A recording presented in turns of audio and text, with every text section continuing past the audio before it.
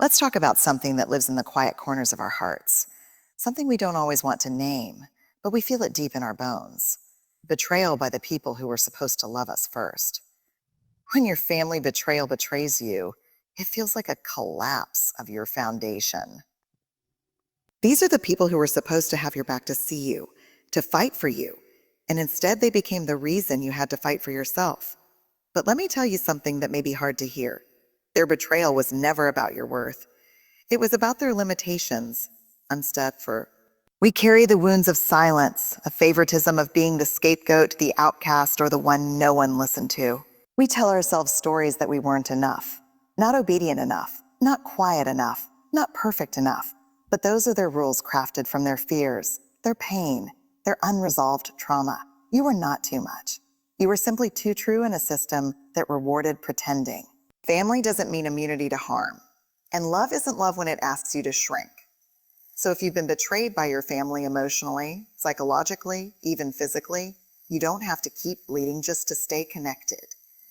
You are allowed to choose peace over proximity. Because sometimes the most loving thing you can do is love yourself enough to walk away to build a new kind of family with people who choose you, see you, and celebrate the real you. You are not alone in this pain. You are not wrong for feeling it, and you are not broken because of it. You're simply waking up to the truth that you deserve safe love, real love, whole love. And it may not come from where you were born, but it will come.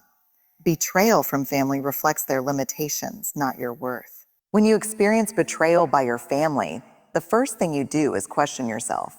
It's almost automatic. You think, what did I do wrong? Was I too difficult, too emotional, not enough? This is the silent narrative that begins to form.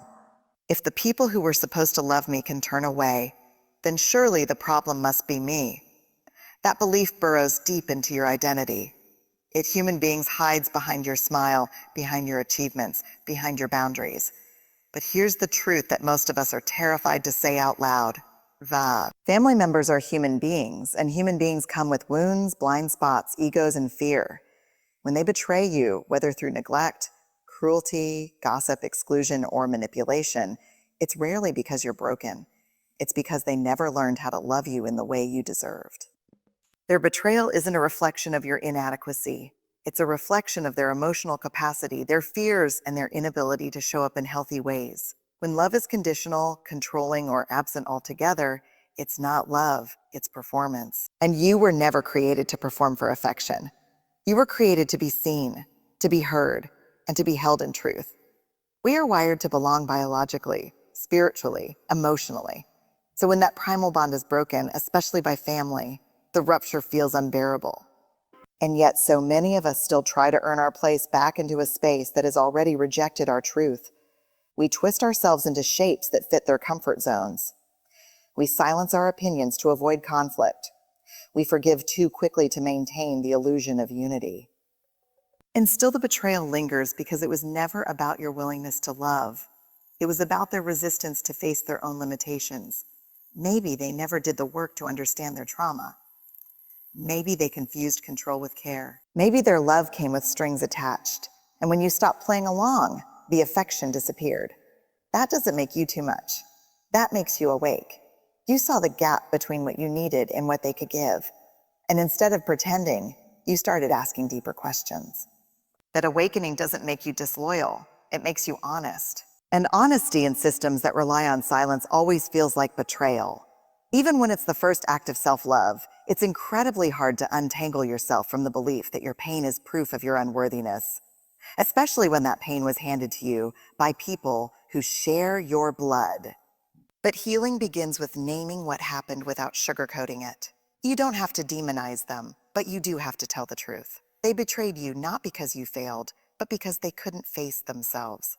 Maybe they couldn't tolerate your boundaries because they never had any. Maybe your independence threatened their need for control. Maybe your healing journey highlighted everything they were unwilling to confront. That's not your fault. That's their unfinished business. And while compassion is a beautiful thing, it should never come at the cost of your peace. You get to stop carrying their guilt like it belongs to you. You get to stop twisting your soul to make room for their dysfunction. And you get to start asking a different question. Not why didn't they love me better, But why did I believe that was love in the first place? You were never too much. You were too real for their expectations. There's a moment in many of our lives when we start to wonder if we are just too much, too loud, too emotional, too sensitive, too opinionated, too wild, too complicated. Where does that message usually come from? Family, the very place where we were supposed to be accepted as we are, not edited for convenience. When your truth starts to conflict with their image, their comfort, their traditions, suddenly you're labeled as difficult. And here's what hurts the most. That label come from strangers. It comes from people who claim to love you unconditionally. But their version of love had fine print, didn't it? Love us, but don't challenge us. Belong here, but don't disrupt the silence. Speak up, but only if it doesn't shake the table. And when your authenticity clashed with their expectations, they made it your fault. They painted your truth as rebellion. But that wasn't rebellion. That was courage. You weren't too much. You were too awake in a system that depended on you staying asleep. The truth of who you are didn't make you unlovable. It made you undeniable. And for people hiding from themselves, that kind of light can feel like a threat. There's a very real grief that comes when you realize your family loved the version of you that played small. The version that nodded along, laughed when it hurt, smiled through betrayal, stayed quiet so others wouldn't feel uncomfortable. That version got applause. That version got invited to dinner. But the moment you said, "No more. I choose truth. I choose myself," the applause stopped. Suddenly you were dramatic, selfish, ungrateful, but you truth weren't any of those things. You were finally telling the truth. And truth is a disruption. In families that survive on denial, silence, and roles we never agreed to play, authenticity isn't celebrated, it's punished. And yet we wonder why it hurts so badly to be rejected for being real. It's because deep down we believe the lie that if we were just good enough, kind enough, helpful enough, small enough, they would see us. But their love had conditions. And the moment you broke them not out of cruelty, but out of integrity, they backed away. That is not your failure. That is a symptom of their own emotional unreadiness to sit beside your wholeness. There is something dangerous about a person who decides to live without apology. And when that person shows up in a family system that thrives on fitting in over belonging, the friction becomes unbearable. You were never too emotional. You were just emotionally honest. You were never too loud. Your voice simply disturbed the silence that kept others comfortable. You were never too opinionated. You just stopped swallowing your truth to avoid the fallout. Your loyalty to others should never be louder than your loyalty to your healing. You don't have to be the one who keeps the peace while drowning in chaos. You don't have to keep setting yourself on fire to keep the family warm. Because at the end of the day, love that costs your wholeness isn't love. Warkiskima. It's a transaction dressed in guilt. And you were never meant to be bought with obligation. Silence in the face of your pain is a loud confession of their character. There's a unique kind of heartbreak that comes not just from what someone did to you, but from what they refused to do.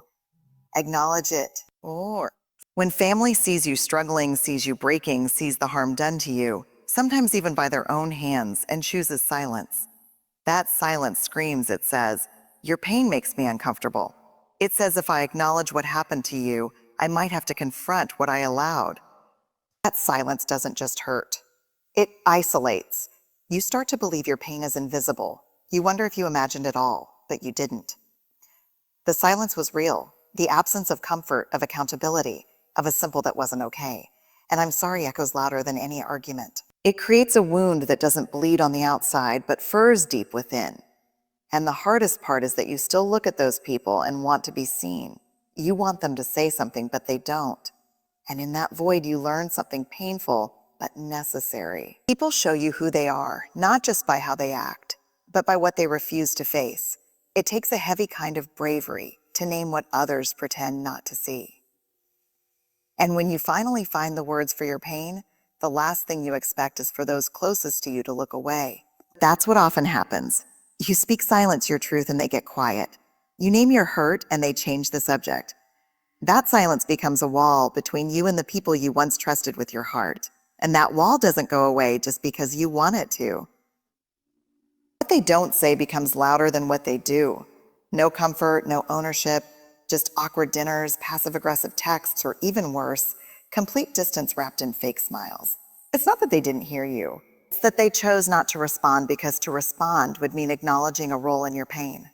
It would mean giving up the story that they were the good parent, the supportive sibling, the loyal relative. And for some, protecting that image is more important than protecting your heart. So they stay silent, hoping the problem will pass. But pain doesn't pass. It piles up layer by layer until your soul gets tired of pretending. You don't need them to give you the full confession, even though your heart craves it.